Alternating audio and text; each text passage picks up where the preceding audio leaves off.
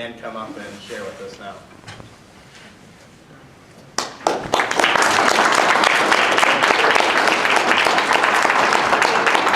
I got a pretty good voice here. Thank you, Chairman. I appreciate you letting me have this opportunity. As some of you probably know, I live in Byron Center, which is way on the other side, but it was a cool night and a good drive, and I told the Chairman if there was no blizzard, I'd be here. So, straight sailing across the great state of Michigan. Great to be here. I thought I'd kind of give a quick update, and then I'll just open it up for questions, because I want to hear from you. We've got a new cycle starting, a new election cycle. New opportunity to do things a different way, which is what I'm all about. I know that you have a lot of thoughts on your mind too, so I want to do that. First and foremost, I'm going to pass some of these cards around. I have a website, terrilynland.com. I did actually save it. Let me tell you, after the Secretary of State race, somebody asked if I was going to run again for something, and I said, well, 10 years with the county clerk's office, which was wonderful, loved it, loved county government, and 10 years in the SOS. That's 20 years. I'm done. It's your turn. So I actually put my terrilynland.com website away. My husband goes, oh, you'll get that back. Well, here I am a year later. He was right. And back I'm at it again. But I started out in the party, and that is where my heart is. I started out with a guy named Jerry Ford a long time ago in 1976, and worked in the Clair County Republicans. Had every office. I didn't do the vice chair. I did the secretary. I did the chairman. I did the finance chair, did it all, really enjoyed all that, and then I had the opportunity to serve on state committee. Well, as some of you know, as the RNC member, you're also on state committee. So I'm on state committee again. Dave Acham and I are both, I guess what you call it, large members on state committee. And so we're back there. So after serving 10 years with Chairman Spence Abraham, remember Chairman Spence Abraham back then? Now I'm back with Chairman Bobby Shostak. And on the RNC serving with him. How the RNC is set up is that there's 3 members from each state that represent you on the RNC. The 2 national committee people and the state party chairman. Now also there's the territories, and they get 3 folks too, so that makes 168. And I learned kind of the lingo at the first meeting. We call ourselves the 168, so if you ever hear that, that just means the membership of the RNC. I'd been to a few RNC meetings before, so I knew a little bit what I was getting into. But it's interesting, and so I'm going to share a little bit with you. It's changed a little bit this time around, which I think is a good thing.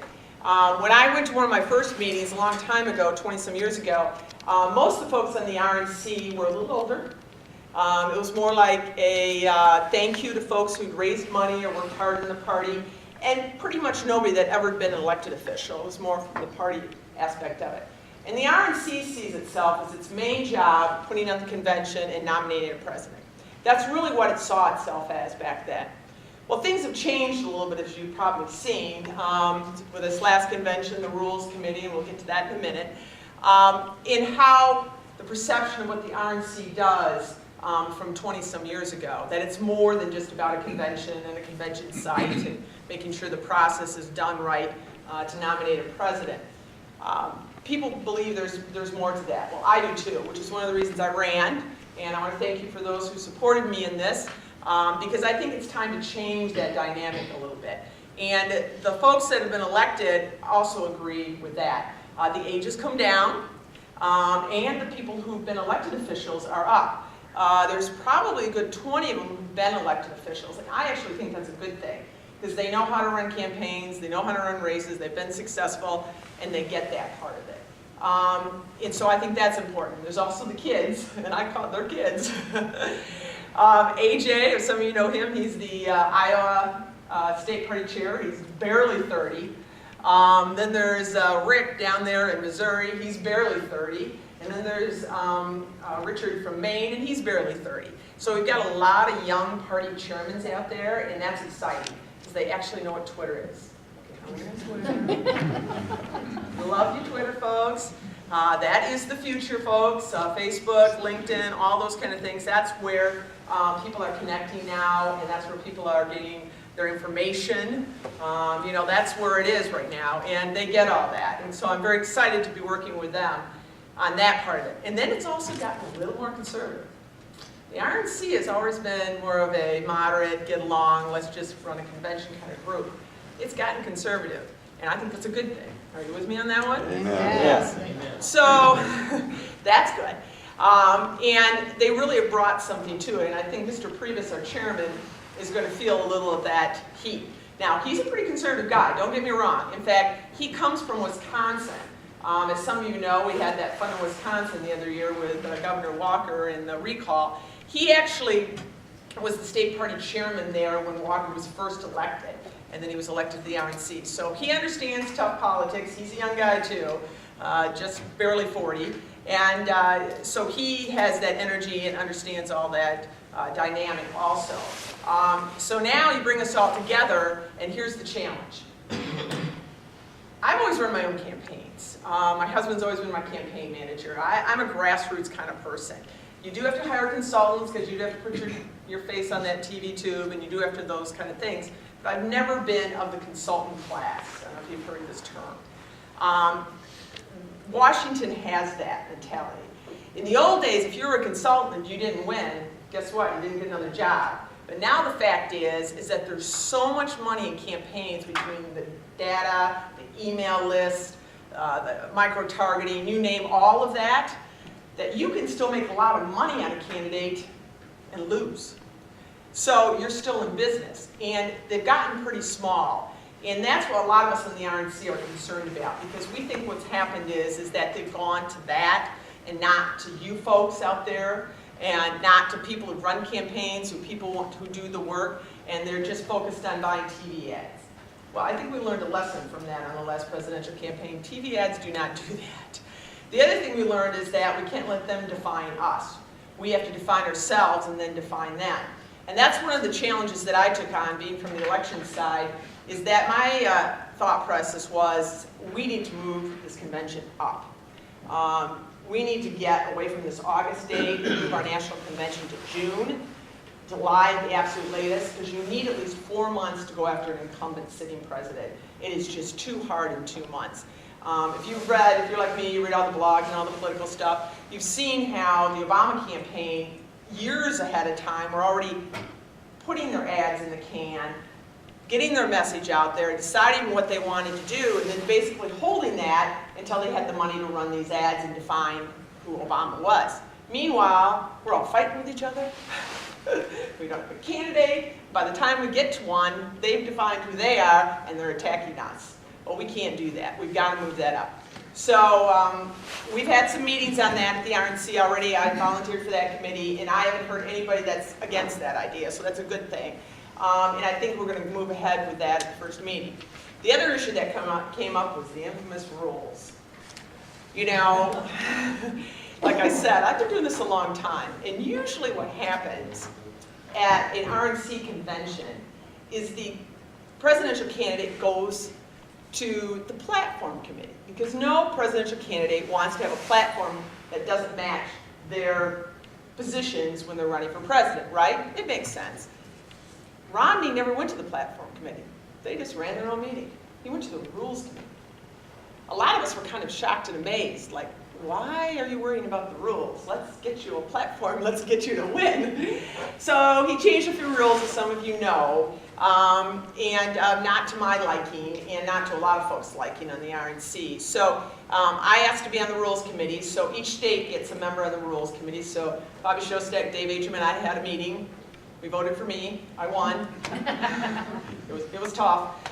And anyway, so I'm going to be on the Rules Committee representing Michigan, and we're going to have our first Rules Committee meeting in April. We've already had one RNC meeting during my term. That was down in North Carolina, where we just elected leadership. It was pretty much just a leadership meeting. But this will be the first one where I'll have committee meetings and all of that, and I'm going to be on the Rules Committee. And so we're going to fight to get the rules back to what they were before. Does anybody have a problem with that? I need to know. I don't think so. I think we're all on the same page on that one. So we will get that back to the grassroots, get it away from what was changed at the convention, and I think that'll set us on a good track to go forward. But once that's accomplished, the next thing is we need to put together a team to win. Yeah. I'm sorry, what would the rules change? What do you want to well, they're all on my website, but I can go through. There's 3 major ones I can go through real quick, but they're on the website. Basically, the philosophy has been, in our party, the Democrats are different, is that the convention rules the party, meaning the grassroots. So at the convention, you set the rules for the next convention, you set the platform, which will be the platform the next 4 years, you set the policies, the credentials, everything that goes along with running a party organization at that convention. And at the convention, it's all delegates selected from every state and one person from each state on each one of these committees, okay? That's set for 4 years. Well, the Romney campaign came in and said, no, we don't want to do that. We want to change the rules so that the RNC committee can change the rules during those 4 years.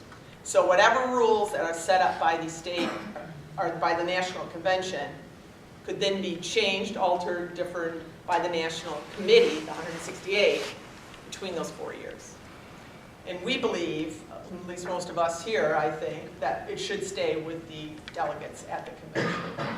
So the RNC then would just be taking what had happened with the platform, the credentials, and the rules, and administering that basically for the next 4 years. So they changed it, so that the RNC has the power to do that, which I think is not a good thing, because there's only 168 of us. Did I mention that? That's not a good number to make those kind of decisions. It should be at a convention. But one of the things I did suggest too when I ran for office is that I think 4 years is too long. A lot of things happen now. I mentioned the world moves faster, also information moves faster. And I suggested that we have a midterm, not convention necessarily, but at least convening where we have folks from across the country, we can talk about the issues. And remember I talked about moving the primary up? This would give us an opportunity to have, basically kind of a platform for presidential candidates to come, talk to us. Tell us what they think and what their agendas are, and give us an opportunity to kind of look them over, I guess is the best way to say that. Find out who you like, and then have a couple of years to get that candidate out there and get them to define themselves as what they want to do for our country. So that's the main one. But if you want to go through the details of how that works, it's on my website, and all the RNC rules are on there. So I'm going to be working hard on that. I'm also going to help out on elections. I figure that, if you guys let me have the election job for 10 years, or 20 almost with the county clerk's office, I thought I'd use that as far as, working with the RNC on that.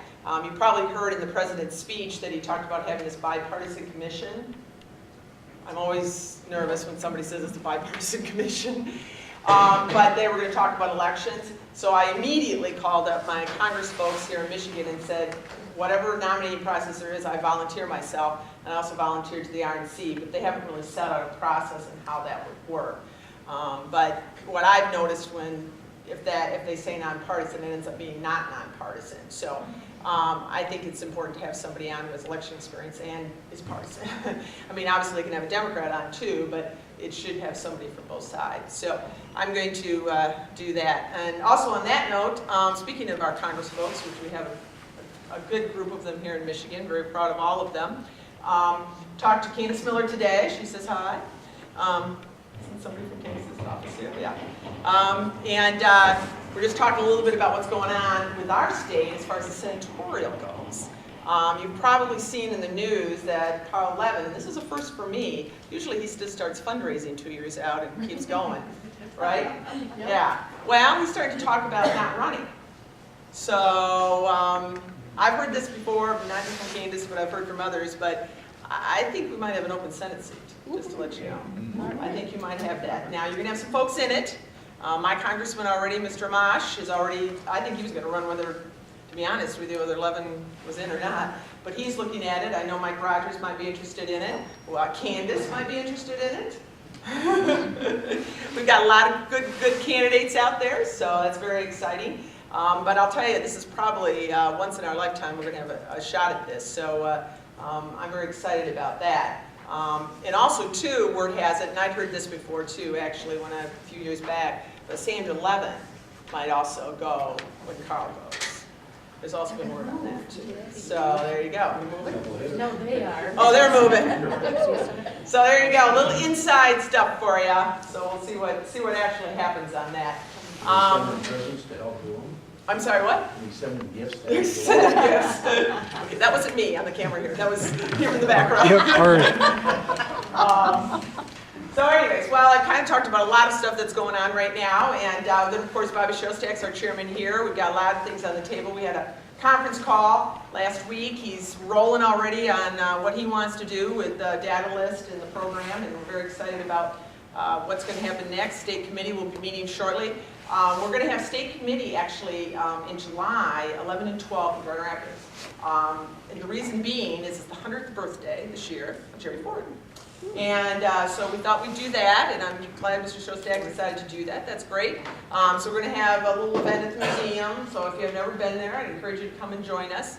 I think it'll be a great opportunity to meet with folks. I'm sure there'll be a lot of candidates by summer there wanting to say hi to you. So we'll have that open too. So that's, like I said, what I know, and I want to open it up for some questions and see if you got any thoughts.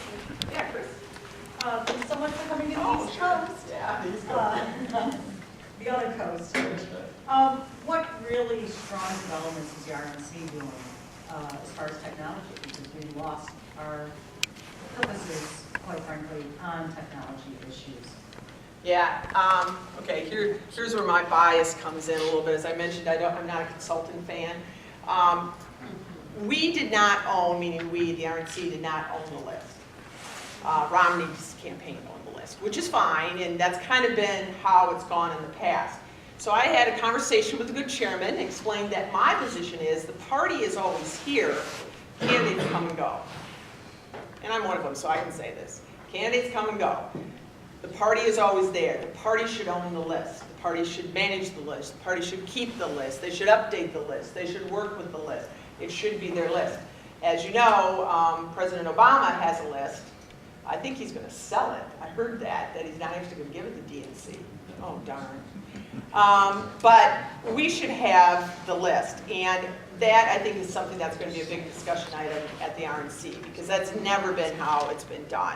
It's always been the candidate. But I don't think we can do that anymore. My philosophy, and my philosophy was when I was party chair way back when, is that we should be here as a party to help the candidates. They should be out there promoting the conservative cause, talking about their issues. We should be the ones that have, the list, the yard signs, the volunteers, the phone banks, all of that. We should do that for them so that they can go out there. A candidate, the only limit that the candidate has is time. Everybody's got the same amount of time.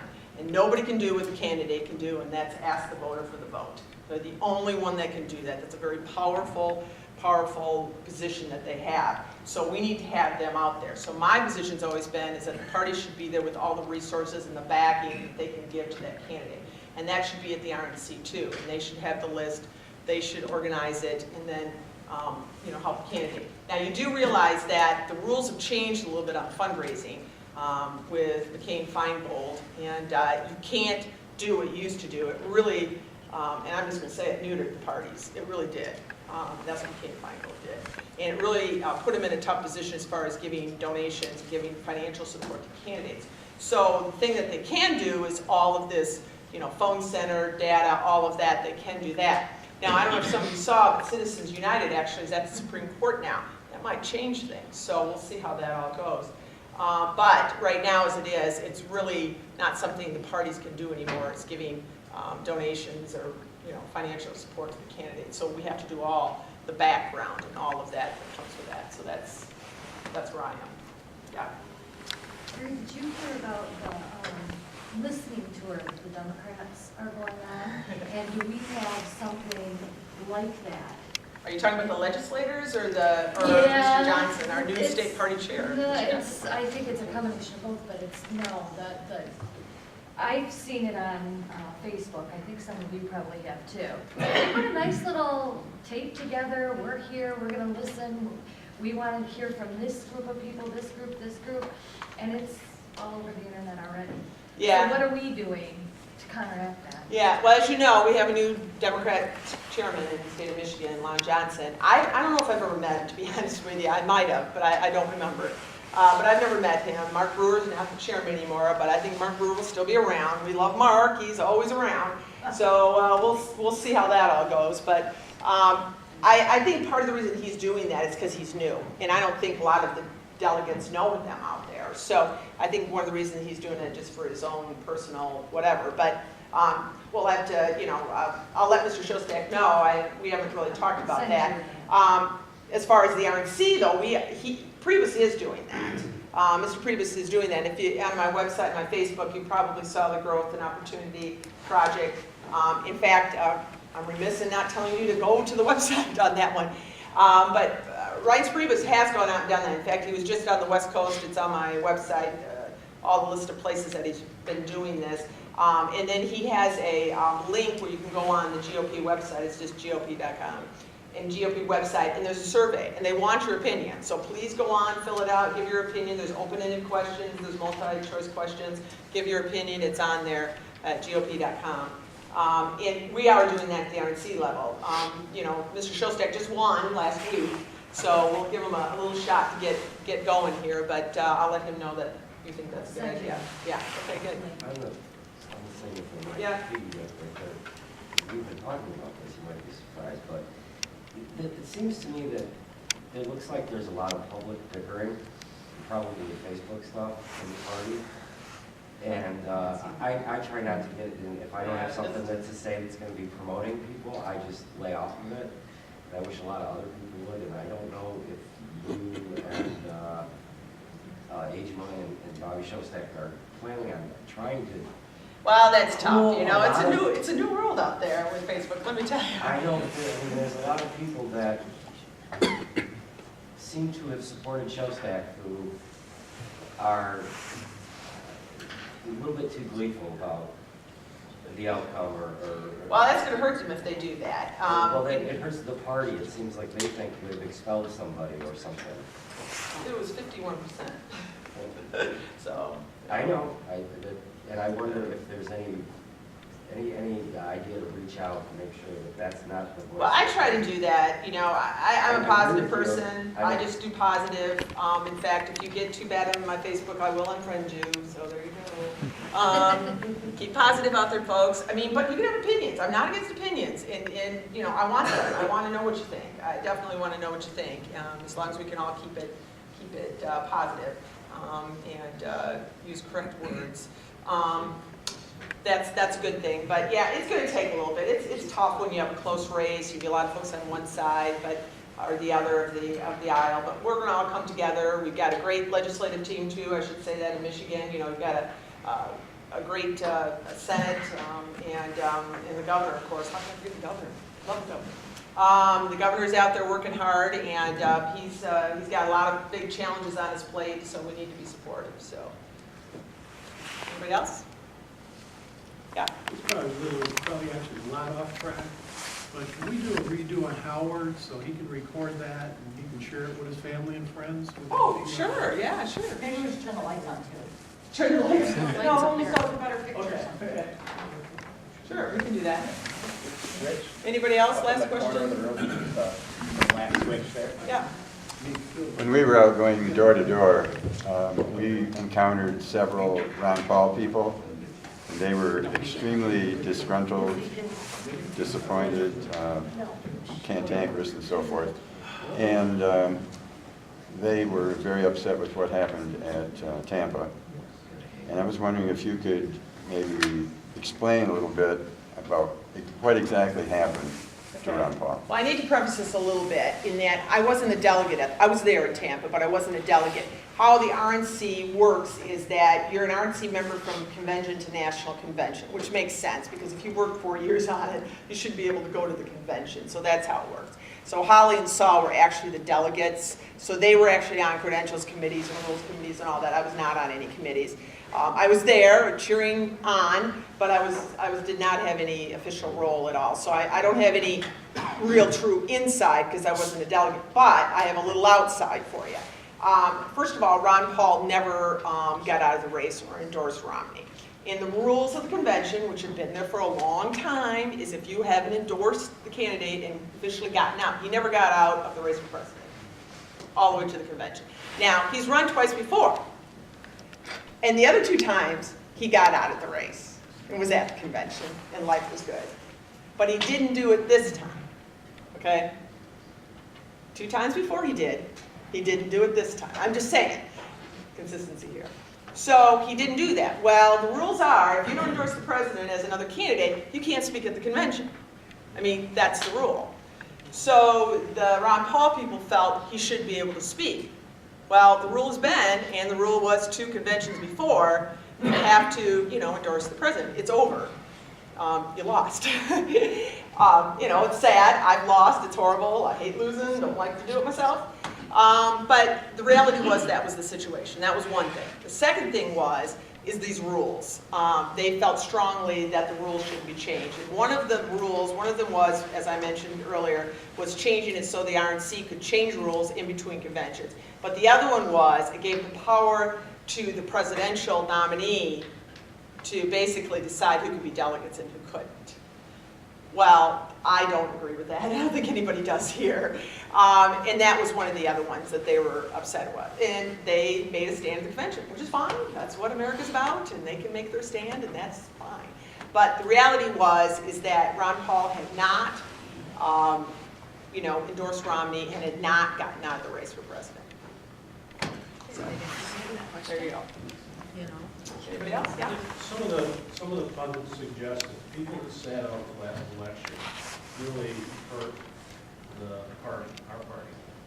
What's the RNC's plan to bring all those fractured groups back together? Maybe that's more of a comment.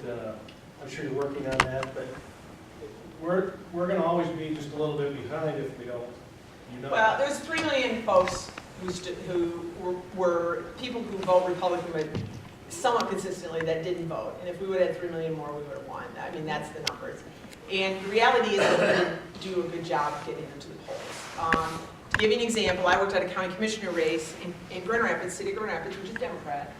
But I always won when I ran for Secretary of State. I just wanted to throw that in. But anyways, it's a Democrat area. And so I was helping this candidate run for county commissioner, Casey O'Neill. As we were going down the street, handing out brochures, knocking on doors, my husband was with me too, we noticed across the street there was this guy, and he had all this paperwork.